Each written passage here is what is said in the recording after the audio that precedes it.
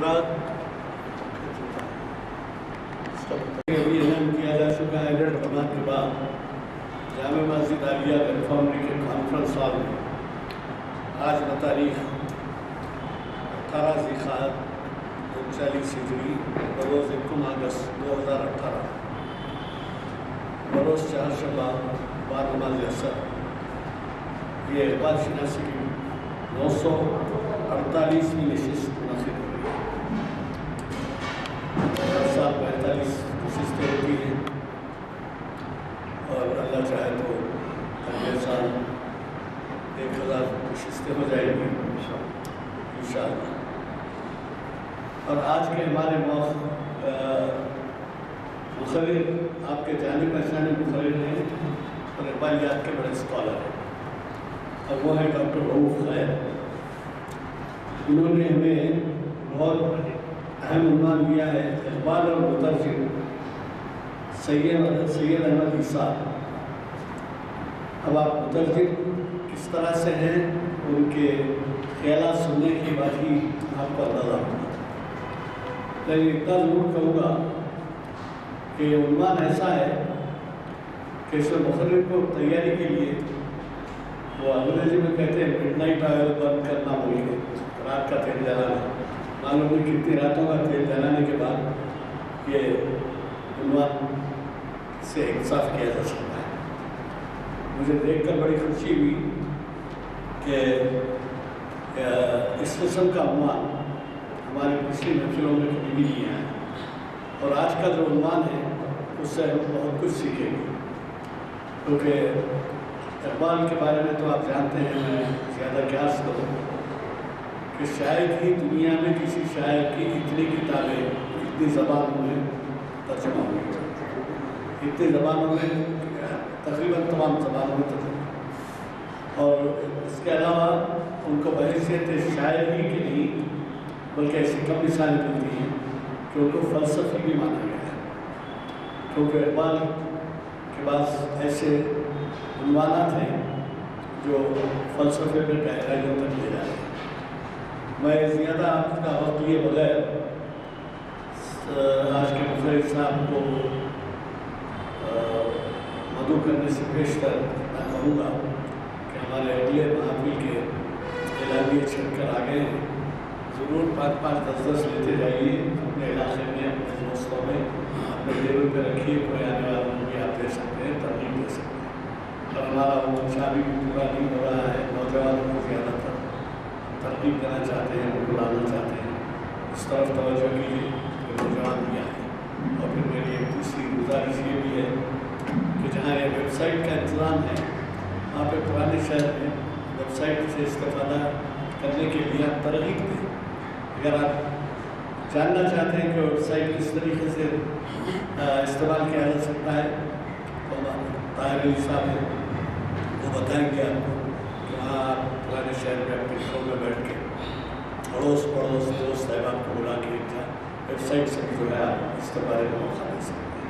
تو ان حضرات کی جو اس نئے کام میں حصہ ہے کہ ویب سائٹ کافی کثیر خرچے سے شریک کرائے ہیں، ان کا بھی منشا پورا ہوگا، ورنہ یہ ویب سائٹ کے معنی کچھ نہیں۔ حالانکہ ہمیں باہر کے ملکوں سے بھی ٹیلی فونز آتے ہیں اس کے ویب سائٹ کے بارے میں، لیکن میرا جہاں تک اندازہ ہے پرانے شہر میں اس کا ذرا رواج کم ہے۔ ہمارا ہاتھ بٹائیے اور اس میں زیادہ سے زیادہ لوگوں کو شرکت کا موقع دیجیے۔ میں آج کے ہمارے فاضل مقرر جناب ڈاکٹر رؤوف خیر صاحب کو دعوت خطاب دیتا ہوں، اور میں اپنے خیالات سے استفادے کا موقع دوں۔ رب اشرح لي صدري ويسر لي امري واحلل عقدة من لساني يفقهوا قولي۔ حضرات محترم، پچھلی دفعہ میں نے علامہ اقبال اور ڈاکٹر اینامری شریف سے متعلق کچھ باتیں بتائی تھیں، تو بعض احباب نے کہا کہ یہ فارینرز کے بجائے آپ کچھ ہندو پاک کی جو شخصیتیں باہر سے متعلق ہیں ان کے بارے میں کچھ کہیں تو بہتر ہوگا۔ تو میں نے سوچا کہ جنوبی ہند کی ایک بہت اہم شخصیت، بہت اہم شخصیت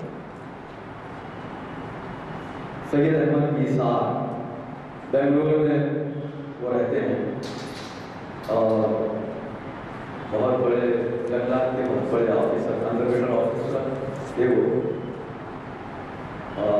ریٹائر ہو گئے اسی پوسٹ پر۔ اور حیرت کی بات یہ ہے جنگلات کا اتنا بڑا آفیسر، بڑی مصروف زندگی، جنگلات کی بڑی مصروف زندگی ہوتی ہے۔ ایک تو جنگلات جیسا کہ آپ جانتے ہیں گھر سے باہر جنگلوں میں پڑے رہو اور دنیا بھر کے مسائل سے زبردار نہ رہو، اس پر علامہ اقبال کی شاعری سے رغبت، اور آپ کو حیرت اس بات پر بھی ہوگی کہ ہند و پاک میں، پورے ہندوستان، پورے پاکستان میں اگر کسی نے علامہ اقبال کی تمام فارسی شاعری کا اگر ترجمہ کیا ہے تو وہ سید احمد ایسار صاحب، سید احمد ایسار 1922 کی ان کی پیدائش میں ان کے بارے میں ہلکا سا تعارف۔ علامہ اقبال نے اردو میں 3.5 مجموعے دیے، اردو میں علامہ اقبال کے 3.5 مجموعے، بانی ذرا، بال جبریل، ضرب کلیم اور ارمغان حجاز کا آدھا حصہ اردو میں ہے، تھوڑا سا حصہ اردو میں، باقی تو فارسی میں ہے۔ ارمغان حجاز تقریباً فارسی ہی میں ہے، تھوڑا سا حصہ اردو میں، اس طرح 3.5 مجموعے اردو میں، اور اس کے 7 مجموعے اقبال نے فارسی میں جو مجموعے ہیں اسرار خودی، رموز خودی، بیان و شریف، ظہور علم، پس پایت کرد ہے اقوام ارشاد، جاوید نامہ، یہ سب جو 7 مجموعے ہیں ان کے، جن کا میں ذکر کروں گا، جس کا ترجمہ سید احمد ایسار نے پوری کتابوں کا ترجمہ کیا۔ تو اقبال کے ترجمہ اس طرح کیا کہ ایک صفحے پر فارسی، اگلے صفحے پر ترجمہ، یعنی آپ دیکھ رہے ہیں گھوڑا میدان جیسا سامنے ہے، خود اعتمادی کا اظہار ہے بولی کہ یہ فارسی ہے، یہ میں نے اس کا ترجمہ کیا، اور منظوم ترجمہ، ایسا نہیں کہ بس نثر میں کر دیا ہے، کچھ منظوم ترجمہ۔ دیکھیے وہ بہت بڑے شاعر ہیں، میں سید احمد ایسار صاحب کے تعلق سے اتنا بھی عرض کروں گا کہ وہ بہت بڑے کوئی شاعر نہیں ہیں، یعنی اردو میں ان کی شاعری بہت کم ہے، ترانہ و ترنم کا ایک مجموعہ ہے، عابد شعر ایک مجموعہ ہے جس میں غزلیں ہیں، خطوط ہیں، اور نثر میں انہوں نے اپنی خود نوشت بھی لکھی، سراغ زندگی اس کا نام ہے، سراغ زندگی، جو سب اپنی زندگی کے واقعات پوری خود نوشت ہے وہ۔ تو یہ 2-3 کتابیں ہیں ان کی اردو میں، شاعری کوئی بہت بڑے شاعر تو نہیں، لیکن ترجمہ جو علامہ اقبال کا کیا ہے بڑی محنت سے۔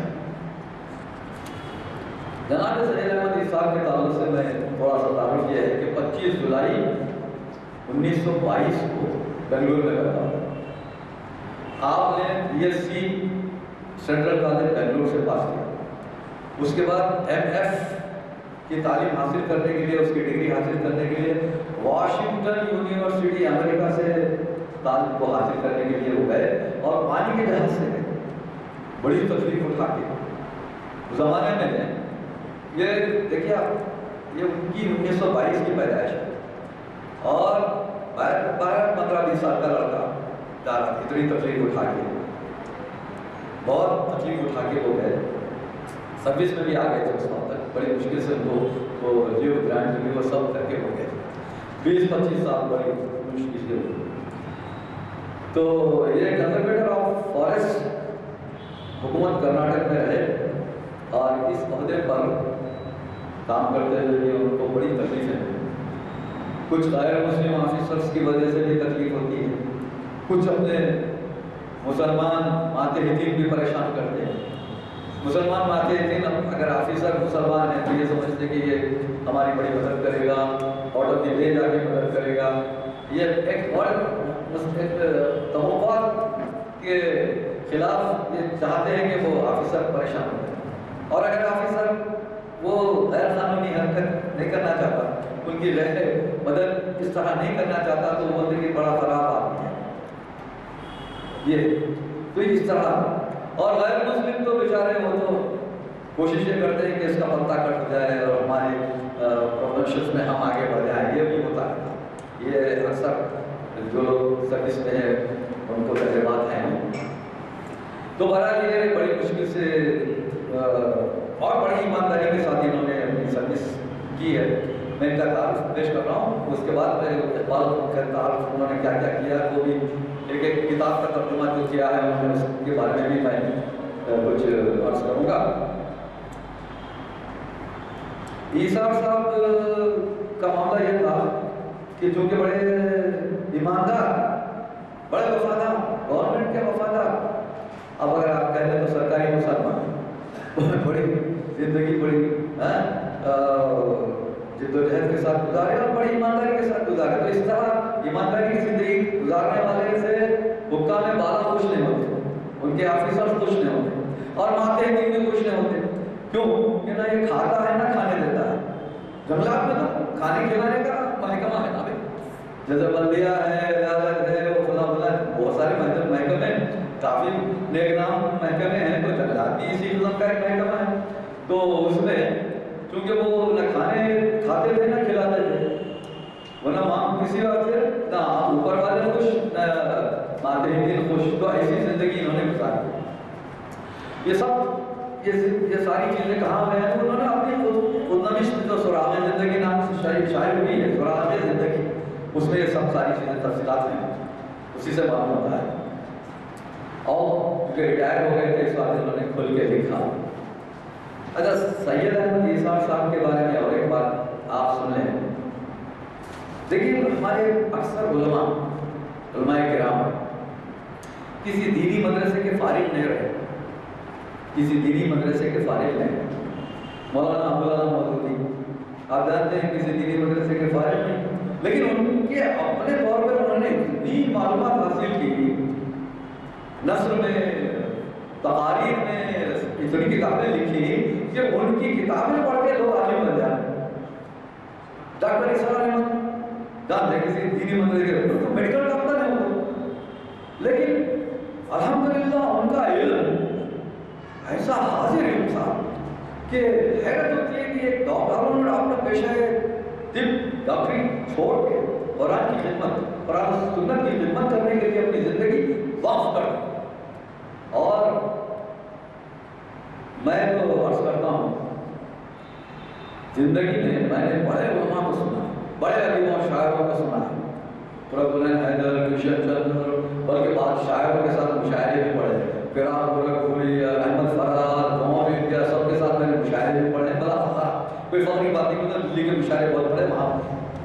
تو اسرار احمد صاحب کی طرح کا بولنے والا آج تک نہیں سنا، آج تک نہیں سنا، اتنا بڑا عالم اور اتنے ڈنکے کی چوٹ پر بولنے والا، اتنی معلومات، کیا فارسی اشعار، علامہ احمد کے بہت سارے فارسی اشعار کو کوٹ کرتے ہیں، تو ورنہ ہمارے علماء کرام کبھی کوئی شعر صحیح نہیں پڑھتے، مگر اسرار احمد صاحب ہمیشہ شعر صحیح پڑھتے، فارسی کا پڑھتے، اردو کا پڑھتے اور بہترین معلومات دیتے۔ میں بڑا عالم ہوں۔ بات دیکھیے اندھا اعتقاد تو میں کسی کے ساتھ بھی نہیں رکھتا، اسرار احمد صاحب سے بھی نہیں رکھتا، جہاں ان سے اعتراض ہے وہاں سوالات کر کے میں نے اعتراض کیا بھی تھا، اور اس کا جواب تو خیر وہ نہیں دے سکے، پاکستان جانے کے بعد ان کو بات سمجھ میں آئی، تو وہاں سے ان کی جو تقریر ہوئی، جیسے انا مجید کو انی جائل فی الارض خلیفہ، یہ دلیل دے کے انہوں نے کہا تھا کہ انسان اللہ کا خلیفہ ہے۔ میں نے اعتراض کیا تھا، یہ ہاکی گراؤنڈ پر ایک جلسہ ہوا تو میں نے اعتراض کیا نہیں، اللہ کا خلیفہ انسان نہیں، اس میں بھی آئی وہ بات میں بیان کر، تو انہوں نے کوئی انی جائل فی الارض خلیفہ کا آیت پڑھ کے میرا جواب دیا تھا، لیکن بہرحال وہ بات غلط تھی۔ پھر بعد میں انہوں نے پاکستان جانے کے بعد اس کو تسلیم کیا کہ انسان اللہ کا خلیفہ نہیں، بات اس پر کتاب آئی ہے، ہر میں ایک بات کروں گا اکثر۔ تو میں عرض کر رہا تھا کہ جناب سید ایثار صاحب کے بارے میں عرض کر رہا تھا کہ یہ بھی کسی مدرسے سے انہوں نے فارسی کی تعلیم حاصل نہیں، کسی یونیورسٹی سے کوئی ڈگری حاصل نہیں، اس کے باوجود علامہ اقبال کی تمام فارسی شاعری، تمام کتابوں کا انہوں نے اردو میں ترجمہ کیا۔ اور مزے کی بات ہے کہ اقبال ہی نہیں، مولانا رومی کی پوری 6 جلدیں مثنوی مولانا رومی کا ترجمہ کر دیا، رباعیات خیام کا ترجمہ کر دیا، اور حیرتناک آدمی ہے، اور کیا کیا کارنامے ہیں ان کے۔ یہ بات کہ اقبال کے ساتھ ساتھ ان کو اب تک فارسی سے مزاج آشنا ہو گیا تو کچھ نہ کچھ کرتے ہی رہنا آدمی چاہتا کہ بس اس میں اس کو دلچسپی کا سامان پیدا ہو جاتا ہے۔ تو رباعی مثنوی پوری مثنوی کا ترجمہ وہ چھپ رہی ہے، ابھی شاعر نے کہتے۔ اب ہم دیکھیے اتنے سارے کارنامے، شاید کون کرے گا بھائی؟ اب کسی ادارے کو، کسی پبلشر کو دیا گیا کہ بھائی ذرا یہ چھاپ، انہوں نے کہاں سے چھاپیں گے؟ پیسہ دیجیے، تو پیسے کہاں سے لائے گے؟ 78,000 روپے ان کی پینشن سے ان کو کچھ پیسے ملے تھے، تو وہ سارے پیسے کتابوں کی اشاعت میں صرف کیے انہوں نے۔ یہ اپنا ذاتی پیسہ خرچ کر کے علامہ اقبال کی فارسی شاعری کا ترجمہ کیا، اور وہ ترجمہ شاعر بھی کروایا، ورنہ کوئی ادارہ کہاں آگے بڑھتے ہیں۔ اب بڑی مشکل سے مثنوی مولانا روم کی جو 6 جلدوں کا انہوں نے ترجمہ کیا ہے، تو MCQ والوں نے شائع کرنا طے کیا ہے، اس کے لیے بڑے 1 سال 2 سال سے کوششیں جاری ہیں، وہ پروف ریڈنگ وغیرہ کا مرحلہ طے ہو رہا ہے، اب چھپتی کے مرحلے، تو اب تک جو ان کے تراجم ہیں اس پر میں بات کروں گا۔ تو علامہ اقبال کی جو کتابیں ہیں وہ محض اپنی خوش ذوقی کی وجہ سے انہوں نے ترجمہ کیا اور اپنے پیسوں سے چھپایا ہے۔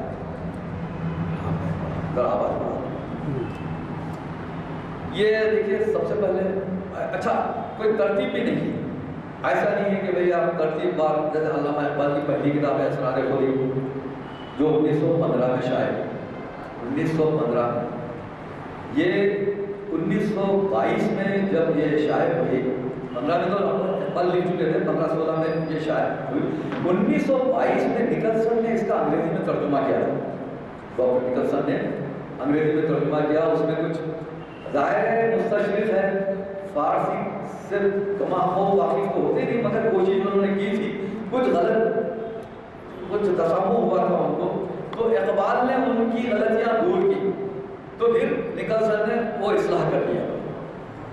تو یہ 1922 میں جو شائع ہوا، کئی ایڈیشن آئے تھے، تو 1942 میں یہ ابھی اب ظاہر 1942 کا مطلب ہے اسرار احمد صاحب کی عمر 20 سال، 20 سال کیونکہ 1922 کی پیدائش ہے، تو 20 سال کی عمر میں ان کو وہ کتاب ملی اسرار خودی، تو 6 آنے اس کی قیمت تھی۔ 1942 میں 6 آنے کی بڑی اہمیت تھی، وکیل صاحب جانتے ہیں، 6 آنے کتابوں کی قیمت 1 آنا 1.5 آنا 2 آنے 3 آنے بڑی مشکل سے ہوتی ہے، تو 6 آنے کی کتاب نہیں خرید سکتے تھے اسرار صاحب، تو انہوں نے کیا کیا، وہ کتاب کہیں سے ملی تو انہوں نے پوری کتاب نقل کر دی، نوٹ کر دی، اس کے بعد وہ اس کو اتنا پڑھتے رہے کہ تقریباً علامہ اقبال کا کلام ان کو حفظ ہو گیا، ازبر ہو گیا، وہ اسکول آتے جاتے پڑھتے رہتے تھے، کالج جاتے آتے پڑھتے تھے، وہ اس طرح پڑھتے پھر وہ ذوق ایسا ہوا کہ ترجمہ کر دیا۔ تو علامہ اقبال کے یہ اچھا اور ایک بات، عیسیٰ احمد صاحب کا ایک بہت بڑا کمال، سید احمد عیسیٰ، ان کا کمال یہ بھی ہے کہ انہوں نے محض ترجمہ نہیں کیا، محض بھائی کتاب نہیں ترجمہ کر دیا چھوڑ دیا، ترجمے کے ساتھ ساتھ انہوں نے جب اس کو اشاعت اس کی عمل میں آئی ہے تو اس پر بڑا زبردست مقدمہ بھی لکھا، یہ بہت بڑی بات ہے۔ محض ترجمہ کر دینا تو آسان ہے، بھی آپ سامنے رکھیں، آپ اس کا ترجمہ کر دیں، لفظی ترجمہ کر دیں، شاعر ہیں بہت اچھے شاعر ہیں تو مطلب ترجمہ کر دیں، لیکن اس پر ایک باضابطہ مقدمہ، بڑا تفصیلی مقدمہ لکھنا یہ بہت بڑے کمال کی بات ہے۔ تو اس کا مطلب یہ ہوتا ہے کہ شاعر اس کتاب سے کما حقہ واقف ہے، بہتر طریقے سے واقف ہے، اس کا پس منظر جانتا ہے، اس کے بارے میں جو کچھ اس کی معلومات ہیں وہ جانتا ہے۔ تو جو جس کی کتاب ہے، جو شاعر ہے، اس نے کب لکھا، کیوں لکھا، وہ بھی جانتا ہے۔ یہ ساری تفصیلات مقدمے میں نثار صاحب نے، سید احمد نثار نے کہا۔ اچھا، اقبال نے اسرار خودی، جو ان کا پہلا مجموعہ آیا اسرار خودی، تو اس میں اقبال کے خیالات کچھ اور تھے، جیسے افلاطون اور حافظ کے بارے میں اقبال کے رائے خراب تھی، بالکل وہ اچھے ان کے بارے میں تھی کہ بھئی یہ گوشت بندی کا لفظ آیا تھا حافظ کے لیے سب سے پہلے استعمال کیا اقبال نے، اور تصوف کے جو وحدت الوجود کا جو نظریہ ہے وہ حافظ کے بعد، افلاطون کے بعد یہ ڈھونڈ کے، اور یہ عینی فلسفہ وہ حافظ کے بارے میں کہا یہ تو گمراہ کرنے والی شاعری ہے، یہ اقبال کی رائے ہے۔ تو یہ وحدت الوجود کی روح سے یہ دنیا دھوکہ ہے، مایا ہے، مایا جال ہے جو کہا جاتا ہے نا، اور ان سے بے عملی کی تلقین ہوتی ہے، یہ اسرار خودی میں یہ خیالات۔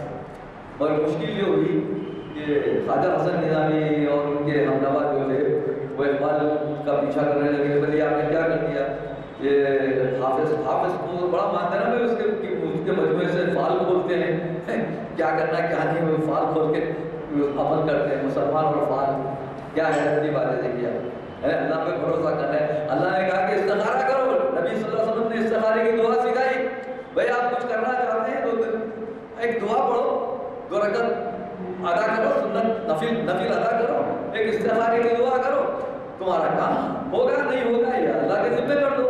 مگر مسلمان فال کھول رہا، وہ بھی حافظ کے کلام سے، ایک شاعر کے کلام سے، حافظ اس کے کلام سے فال کھول کے کیا کرنا ہے کیا نہیں کرنا ہے اور اس کا کیا نتیجہ ہے وہ اس پر ہوگا، یہ حیرت کی بات۔ دوبارہ تو یہ اس قسم کے جو لوگ تھے تصوف کے بڑے قائل حضرات، تو وہ اقبال کے پیچھے پڑ گئے، تو اقبال پٹ رہا ہے حافظ کے خلاف، جو انہوں نے 34 شعر کا ایک باضابطہ 34 شعر لکھے تھے، وہ سب پٹا کر کے اگلے ایڈیشن میں وہ لکھا۔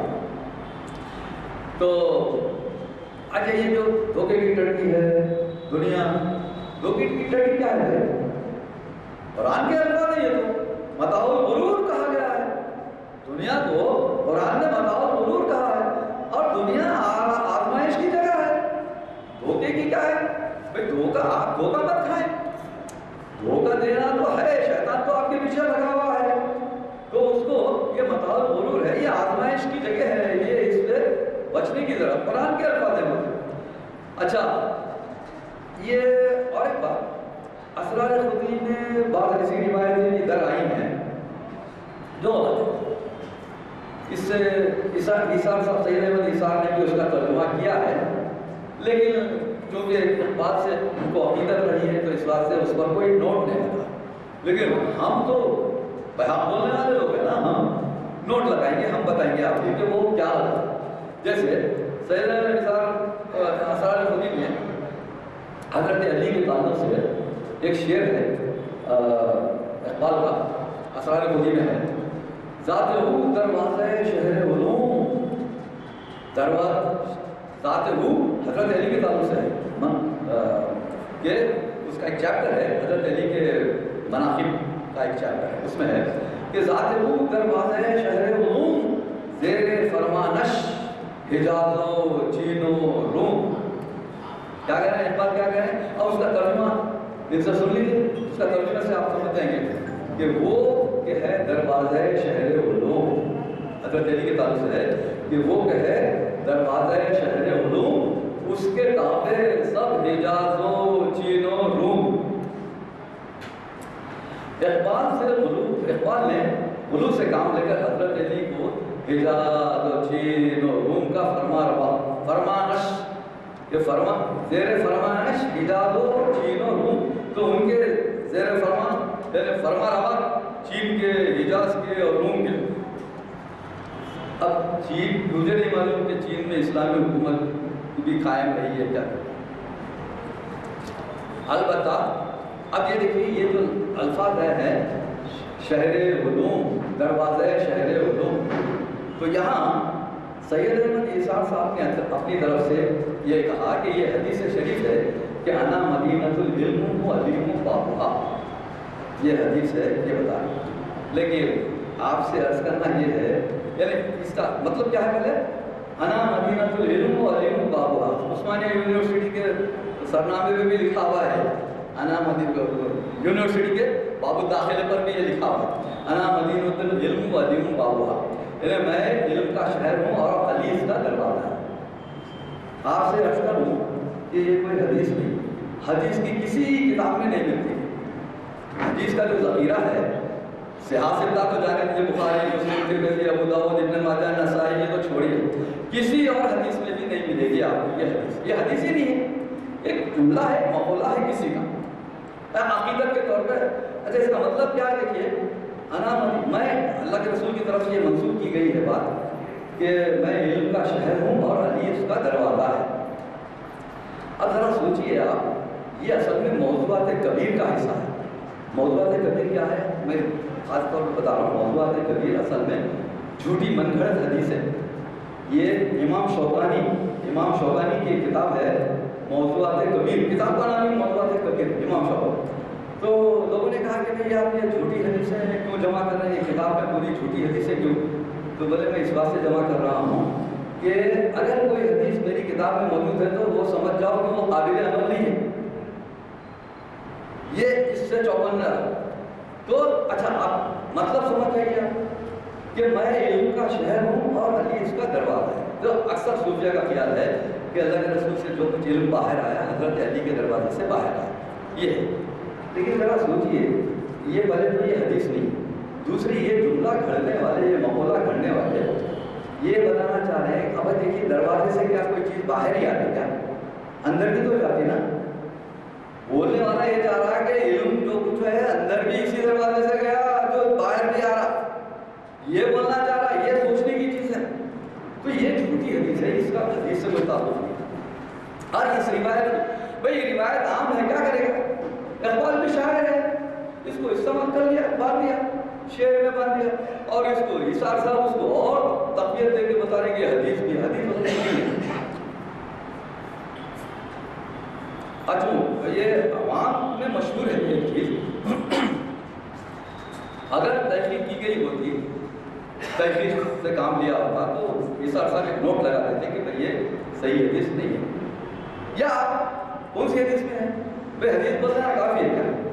نام دینا پڑتا نا، کون سی حدیث ہے؟ بخاری ہے، مسلم ہے، ترمذی ہے، ابن ماجہ ہے، ابو داؤد ہے، نسائی ہے، کون سی ہے؟ مستدرک البیہقی ہے، کیا ہے؟ 50 حدیثیں کتاب، بھائی کہیں نہ تو ملنا ہے۔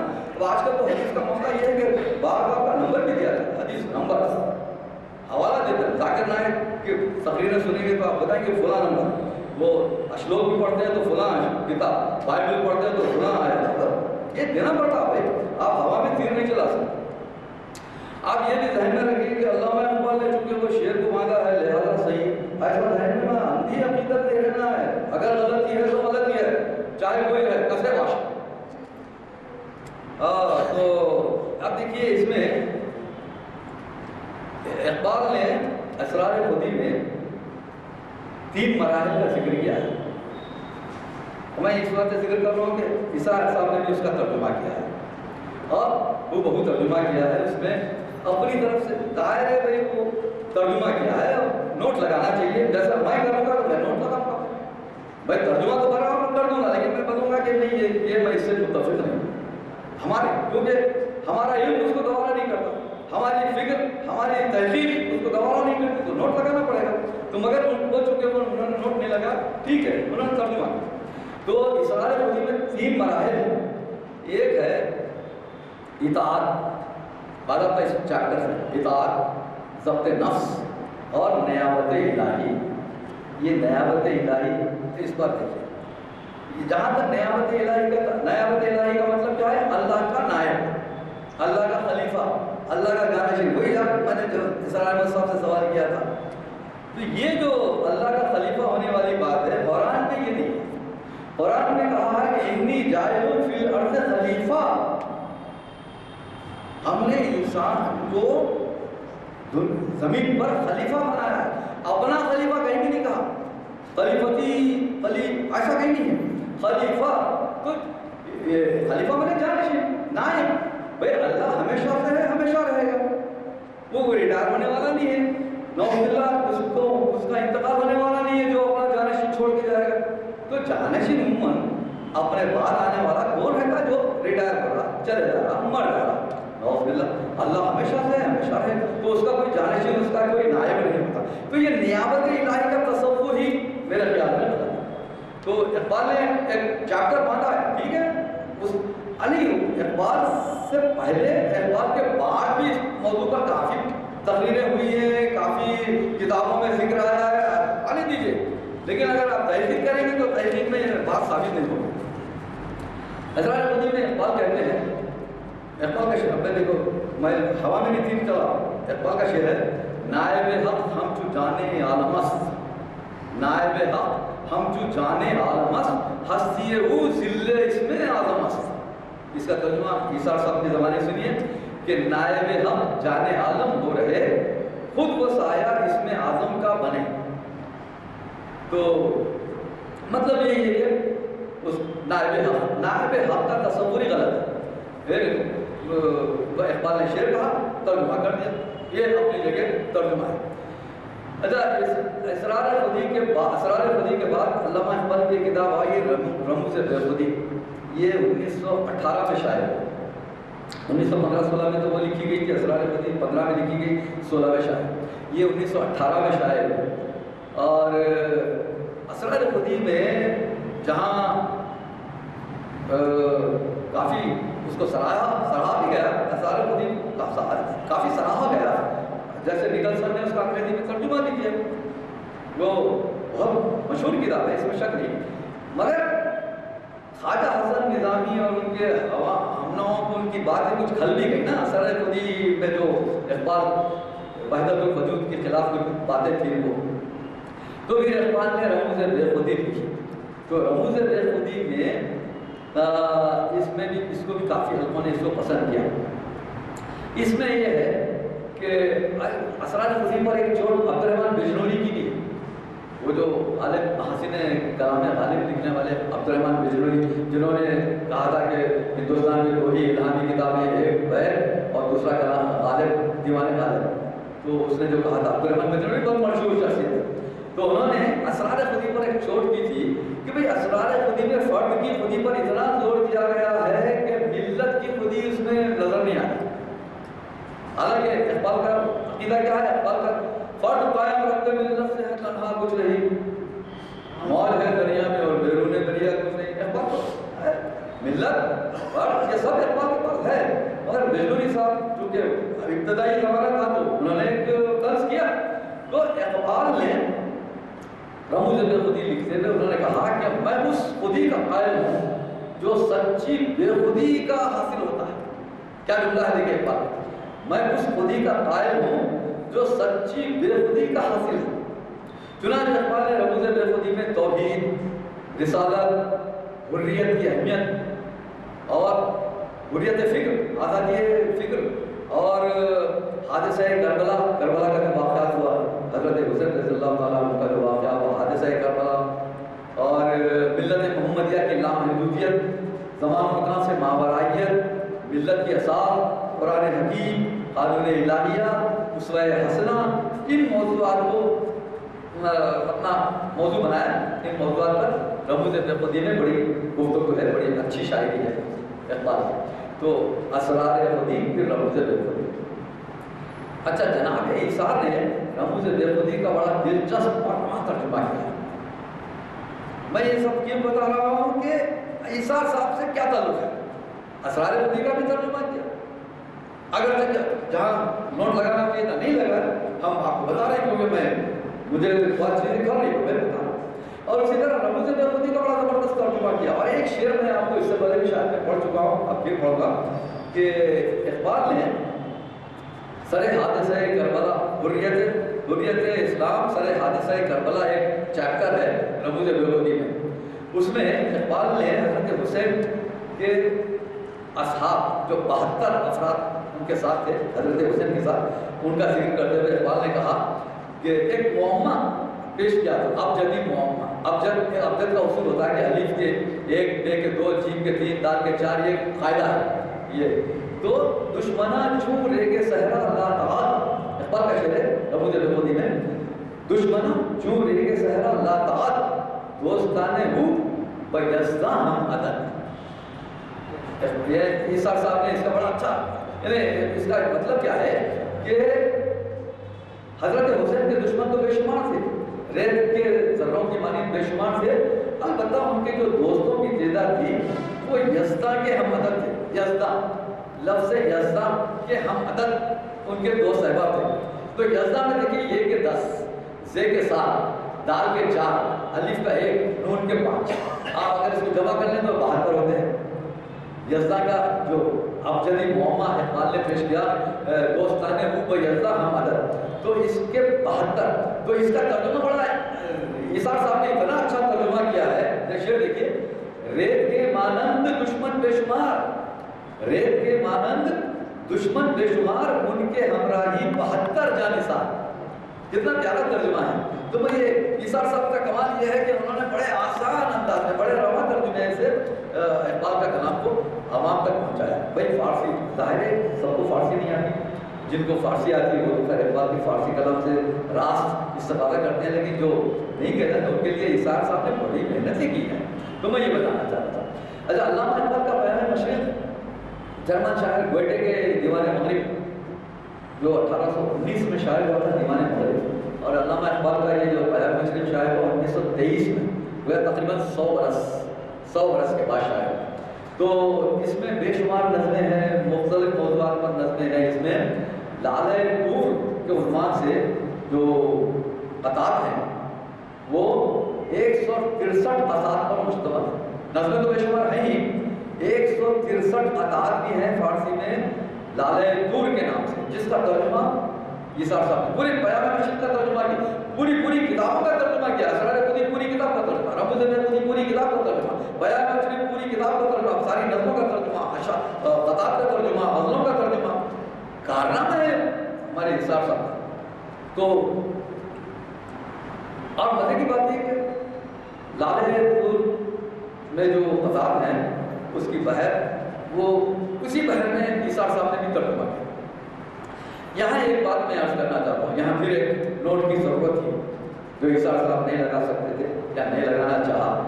اقبال نے لالے پور کے جو قطعات ہیں ان کو رباعیات کا نام دیا ہے. رباعیات دیکھیے رباعی جو ہوتی ہے اس کی ایک مخصوص بحر ہوتی ہے, اس کا افعال 24 اوزان ہیں, اس کے ایک بحر مخصوص بحر ہے, اس کے 24 اوزان. اب ایک آسانی کے ساتھ سمجھنے کے لیے آپ ایک عام بچوں کے لیے ہم بولتے ہیں کہ لا حول ولا قوت الا باللہ, یہ اس کا وزن ہے رباعی کا. لیکن اقبال کے جو قطعات ہیں یہ اس بحر میں نہیں ہے, چھوٹی بحر ہے, اور وہ چھوٹی بحر جو ہے وہ قطعات کہے جاتے ہیں, رباعی نہیں ہے. تو عیسیٰ صاحب نے بھی اس کو رباعیات کا نام دیا, حالانکہ وہ رباعیات نہیں. اور بیان مشرق میں دیکھیے بیان مشرق میں Tolstoy, Karl Marx, Hegel, Nietzsche, Einstein, Byron, Rumi, Petofi, Lenin, Bergson, Browning وغیرہ وغیرہ کئی موضوعات یہ موضوعات ہیں اقبال کے, اور اس کا ترجمہ عیسیٰ صاحب نے بھی کیا اور بڑا کامیاب ترجمہ کیا. اچھا یہ بیان مشرق. اب علامہ اقبال کو اپنا مجموعہ زبور عجم پر بڑا ناز تھا اقبال. اگر وہ ذوق تو خلوت میں پڑھ زبور عجم فغان نیم شدی دے نوائے راز نہیں. یہ اقبال کو بہت چاہتے تھے کہ وہ زبور عجم لوگ پڑھیں تک پہنچے کہ وہ اقبال جو اسرار و رموز میں نام نہاد تصوف سے بیزار دکھائی دیتے تھے. اسرار و رموز میں تو تصوف سے آشنا نہیں تھے اقبال اس نے. زبور عجم تک آتے آتے وہ وحدت الوجود, وحدت الشعور وغیرہ کے قائل ہو گئے. پھر وہ محی الدین ابن عربی کی جو فصوص الحکم ہے, اس کی مشہور کتاب ہے محی الدین ابن عربی کی فصوص الحکم, جو تصوف کی بنیادی کتاب شمار ہوتی ہے, تو اس سے بھی اقبال بڑے متاثر ہو گئے. اور ہما از دیکھیے ہما وحدت الوجود, ہما از وحدت الشعور. اب مجھے نہیں معلوم کہ اس میں اتنا زیادہ کیا فرق ہے, یہ بس ہے تصوف کے مسائل ہیں, اس پر جو ہے نا اقبال نے بھی حصہ لیا. اور ज़बूर अजम में 55 नज़में हैं, एक इनकलाबी नज़म है, फिर 73 नज़में हैं, 2 इनकलाबी नज़में हैं। हाँ, और एक अहम चीज़ है, महमूद शबिस्तरी जो फारसी का एक बड़ा शायर था, उसने गुलशन राज़ जदीद, एक उसके कुछ सवालात हैं, उसके जवाबात हैं, तो इक़बाल ने भी गुलशन राज़ जदीद के उन्वान से कुछ सवालात कायम किए, फिर उसके जवाबात दिए, वही गुलशन महमूद शबिस्तरी के अंदाज पर। बड़ा अच्छा, ईसार साहब ने भी उसका तर्जुमा बड़ा दिल लुभाने वाला है, क्योंकि वो जो मसाइल मंतिक़ और फ़लसफ़े के मसाइल हैं, लेकिन ईसार साहब ने उसको बड़ा आसान कर दिया, बहुत आसान कर दिया।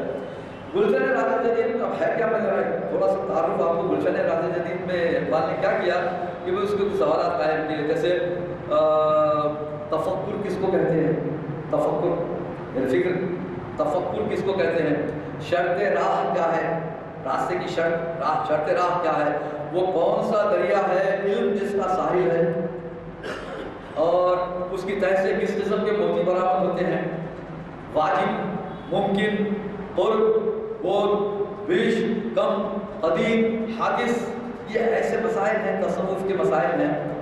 तो जुज़ क्या है, कुल क्या है, ये है ना तसव्वुफ के मंतिक़ के मसाइल हैं। तो ये और अनल्लाह की हकीकत क्या है, ये सारी चीज़ें इस पर इक़बाल ने अपने ख़यालात पेश किए इन उन्वानात के तहत।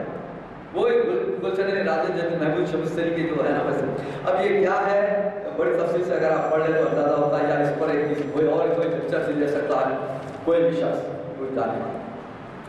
अच्छा देखिए, आप जानते हैं कि वाली अफ़गानिस्तान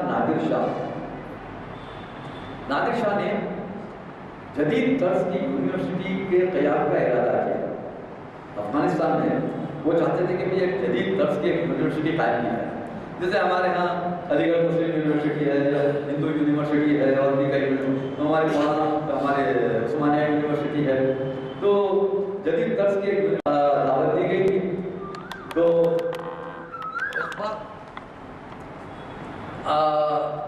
अल्लामा इक़बाल, ये देखिए ये जो गए हैं अफ़गानिस्तान का दौरा, तो इक़बाल ने, ये 1931 की बात है, तो इक़बाल ने एक बड़ी तवील नज़्म लिखी मुसाफिर, ये जो जाना आना, फिर उसके बारे में उन्होंने बड़ी तवील नज़्म लिखी मुसाफिर। और फिर ये 1934 में ये नज़्म की इशाअत अमल में आई। उसके साथ साथ उन्होंने एक और मसनवी लिखी, पस जे बायर गर्द है अक़वाम शर्क़, ये 1936 में। तो मुसाफिर और पस जे बायर गर्द है अक़वाम शर्क़, दोनों को मिलाकर एक किताब तरतीब दी गई है, पस जे बायर गर्द है अक़वाम शर्क़। ये किताब इस सूरत में है। तो इस तरह जो है इक़बाल मुसाफिर को अलग शुमार करें, पस जे बायर गर्द को अलग शुमार करें, तो 8 किताबों के मुसन्निफ़ होते हैं इक़बाल। मगर अगर दोनों को ये मिला दिया गया है, लिहाजा 7 किताबें इक़बाल की फ़ारसी में 7 किताबें हैं। बस जब आयत गर्द है अक़वाम शर्क़, क्या होगा इसका, और आए अक़वाम शर्क़, इसका क्या अंजाम होगा, क्या होगा, क्या हाल होगा।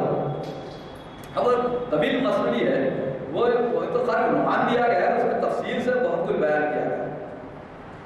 अच्छा, इक़बाल ने, अब देखिए इक़बाल, ये 1934 की बात है, 1931, 34, 35, 1936 तक की बात है ना। तो मतलब है कि इक़बाल का इंतकाल हुआ 1938 में, है ना। इक़बाल का 21 अप्रैल 1938 में इंतकाल हुआ। तो 1936 तक ही इक़बाल अब अफ़गानिस्तान गए, वहाँ पर जो है अफ़गानिस्तान में जो औलिया अल्लाह के मज़ारात हैं, बुज़ुर्गों के मज़ारात हैं, उन पर हाज़िरी दी इक़बाल ने। और वहाँ के उसके बारे में नादिर शाह से लेकर ज़ाहिर शाह तक जो कुछ भी अहवाल है, वो अपनी मसनवी में उन्होंने बयान किया। अच्छा, एक उसके बाद इक़बाल का एक और कारनामा है जावेदनामा। ये दांते की जो तरबियत खुदाबंदी है, यानी डिवाइन कॉमेडी के, वो डिवाइन कॉमेडी में दांते तो एक वर्जिल एक शायर है, उसकी क़यादत में आसमानों का सफ़र करता है। वो असल में अपनी महबूबा की तलाश में वो सफ़र करता है, वो वर्जिल।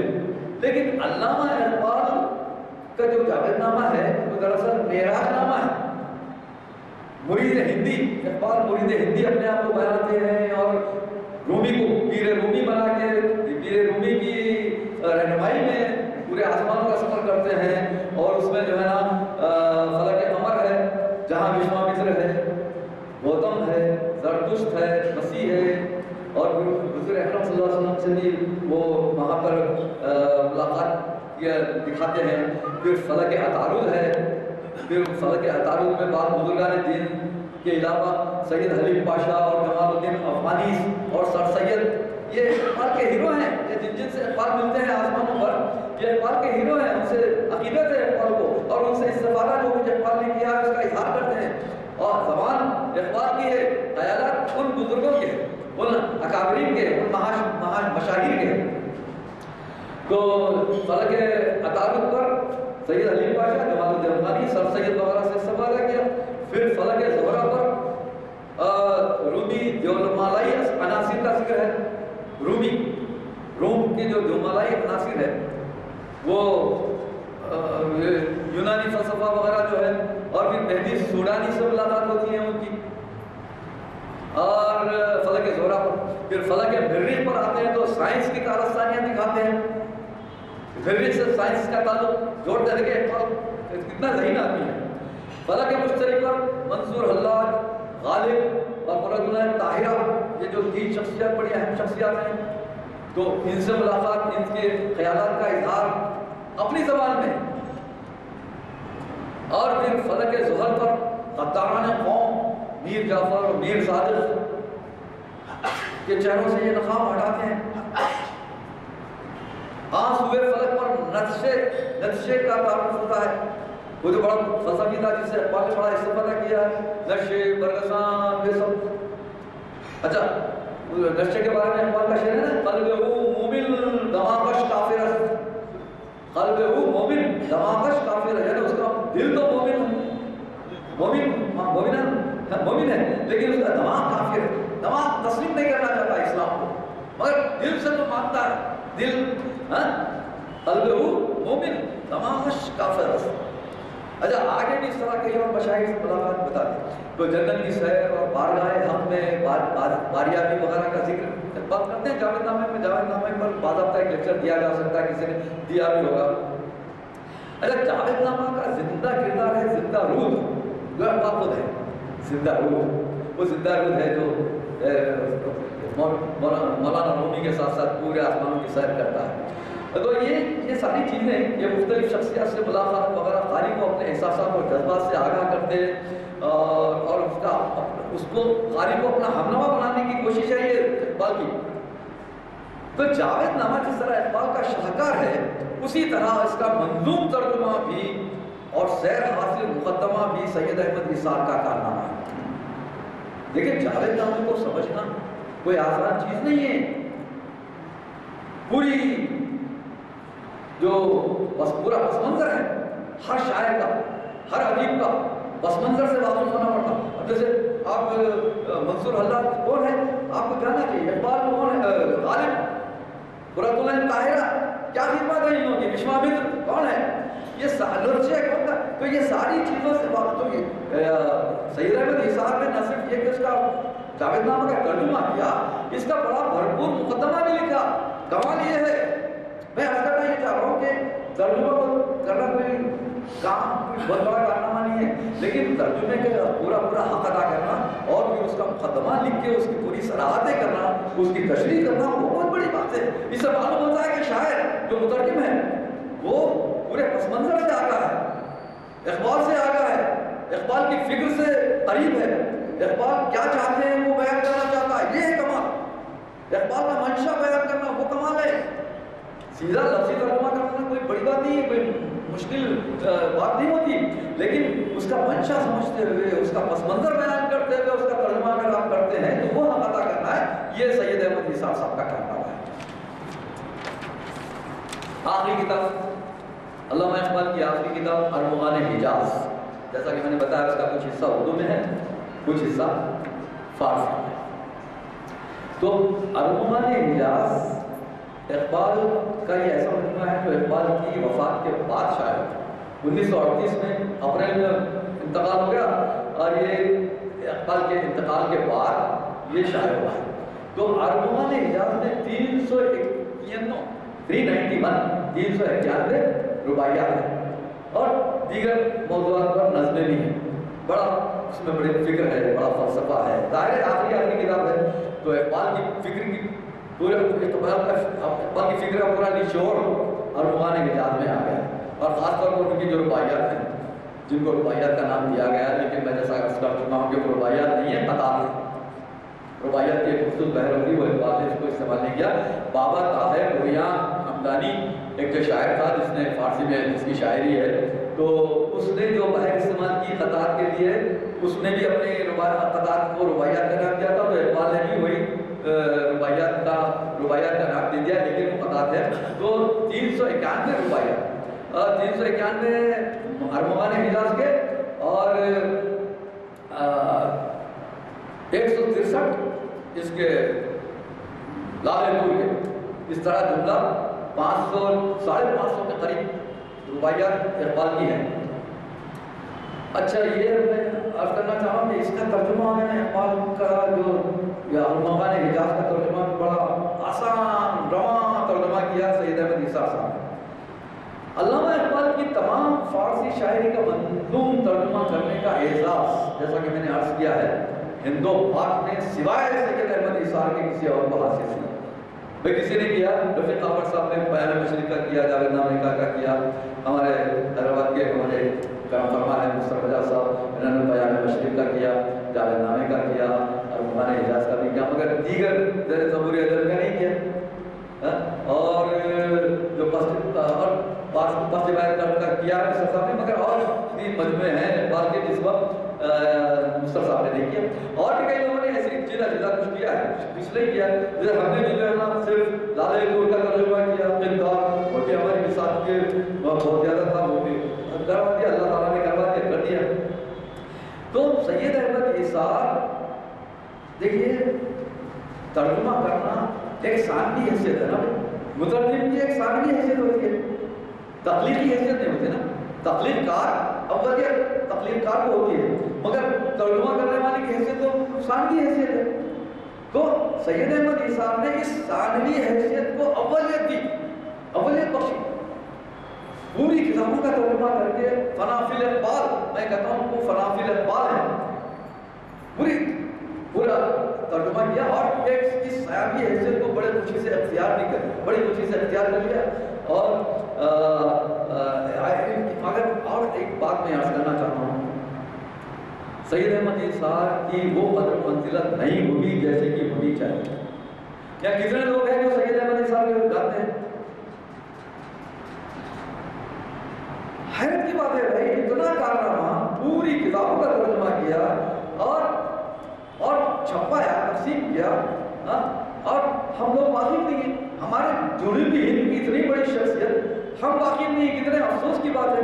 بلکہ میں تو چاہتا ہوں، میرا ان سے معاملہ بھی ہے، میں نے ان کی ایک کتاب کے رسم اجرا کے موقع میں نے وہاں کہا بھی کہ بھئی آپ سید احمد ایسار کا تو جشن منائیے. بھئی کتاب کے رسم اجرا کے موقع پہ جا کے بول کے آپ اتفاق سے دوسرے تیسرے سال ان کا جشن منایا گیا، پھر مجھے بلایا گیا. تو میں نے کہا یہ میرا معروضہ تھا کہ آپ ان کا جشن منائیں. بلکہ میں تو چاہتا ہوں کہ سید احمد ایسار کے نام سے ایک شعر قائم کی جائے، جیسا اقبال شعر ہوتی ہے. اتنا بڑا کارنامہ ہمارے جنوبی ہند کے ایک شخص نے انجام دیا. بلکہ اگر اقبال شعر کہیں کسی یونیورسٹی میں قائم ہوتی ہے تو اس میں ہمارے سید احمد ایسار کو وہاں اپائنٹ کیا جائے. آج اتنی بڑی شخصیت ہے.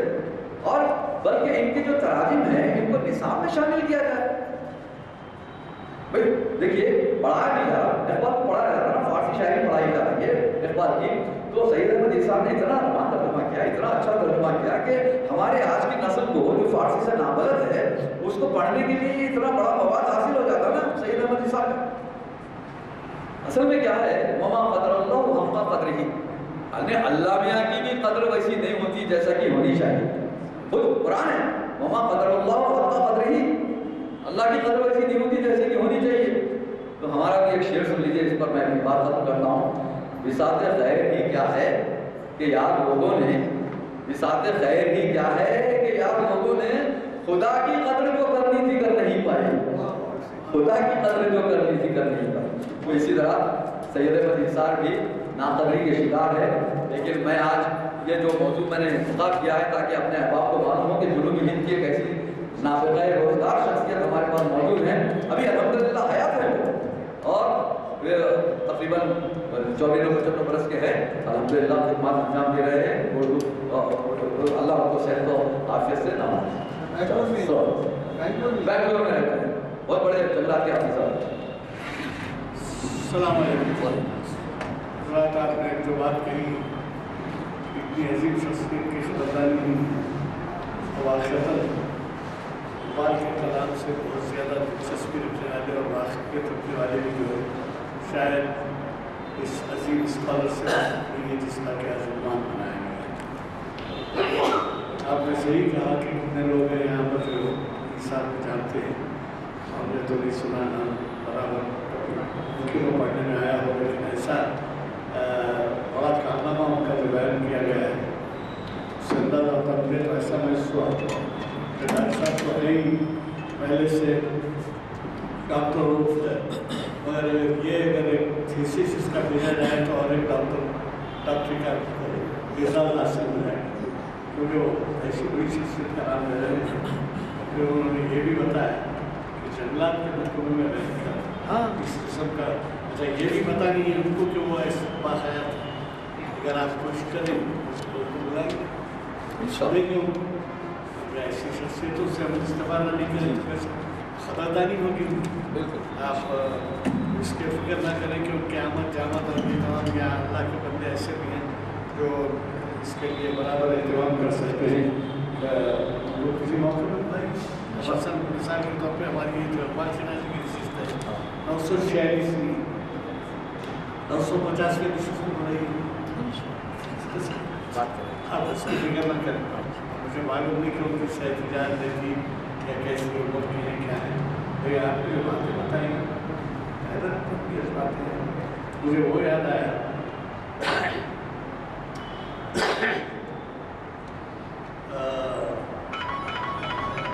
تھامس گرے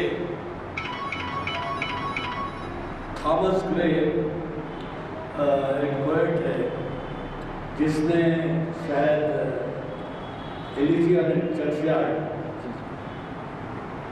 لکھی تھی.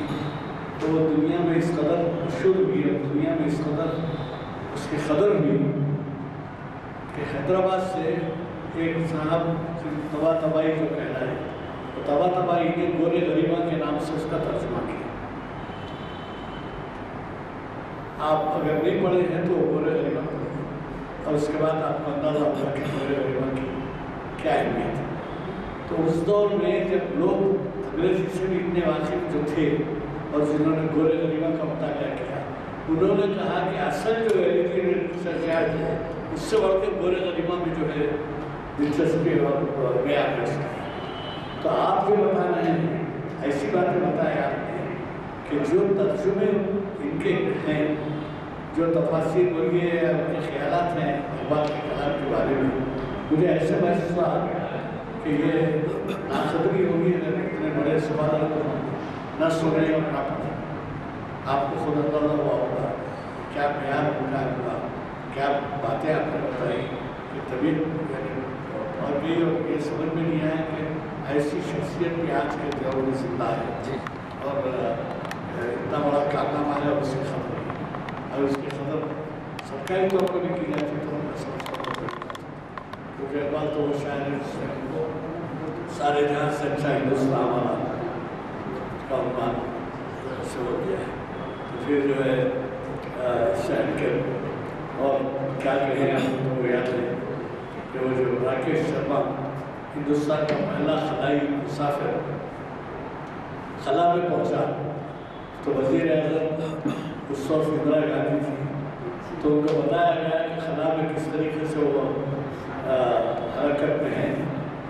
تو انہوں نے سوال کیا کہ ہندوستان کیسا دکھ رہا ہے. اور خلائی سفر کروانے ایک چھوٹا سا گولے کے برآمد نظر آتا کو یعنی ذخورے عرض تو اس کے اطراف گھوم رہا ہے وہ تو اس سے پوچھا ہندوستان کیسا نظر آ رہا ہے. تو اس نے جواب میں یہ بھی کہا کیسا دکھ رہا ہے بلکہ اقبال کا ایک حصہ سارے جہاں سے اچھا ہندوستان. تو یہ خبر ہے ایسے لوگوں کی میرے خیال میں آپ جو ہے وہی ہمارے لیے خدمت کریں گے، سبق پیدا کریں تو وہ بھی آپ دیکھیے بنگلور پیدا کرو، بنگلور بنگلور بھی ہے، دعوت نامہ بھیجا دیجیے، تو آپ یہ اندازہ لگائیے کہ شہر حیدرآباد میں اقبال کے اتنے پرستار اور اقبال کے اتنے بڑے بڑے ادارے اور اقبال کے اوپر کار کرنے کو یہ سب، لیکن ایک ایسا معلوم ہو رہا ہے کہ ہیرا ہے کہ جو کہیں چھپا بیٹھا ہے، اس کو اب تک اس سے واقف ہے نا، اس کے بارے میں کچھ کیا مطلب آپ کو مشکور ہے کہ آپ نے ایسے شخص کے بارے میں بات بنایا، اور آپ پوری کوشش کرنے کو بتائیے کہ جو کچھ مہمان نوازی ان سے ہو سکے میں دعا کی بات ہے۔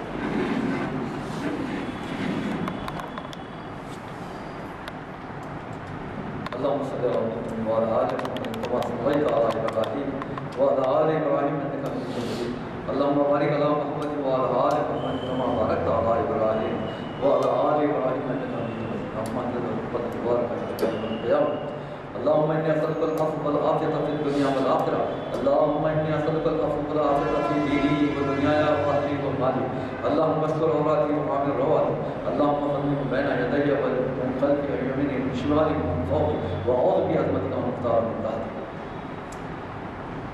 يا مقلب القلوب ثبت قلبي على دينك واتباعك ربنا آتنا في الدنيا حسنة وفي الآخرة حسنة وقنا عذاب النار